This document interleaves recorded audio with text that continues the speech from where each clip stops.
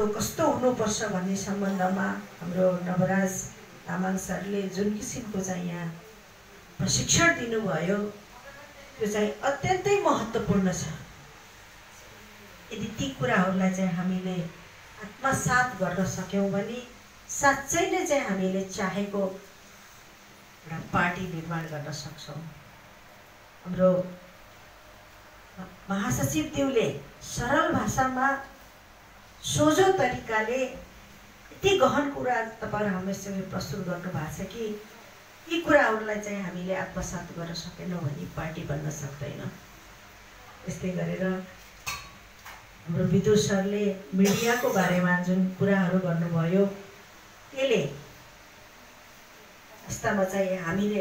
यदि मिडियालाई सही तरिकाले परिचालन गर्न सकेनौँ भने जानेनौँ भने परिणाम कस्तो आउँछ भन्ने सम्बन्धमा उहाँले अत्यन्त कुशल तरिकाले चाहिँ हामीलाई सचेत र सजग बनाउनु भएको छ र सही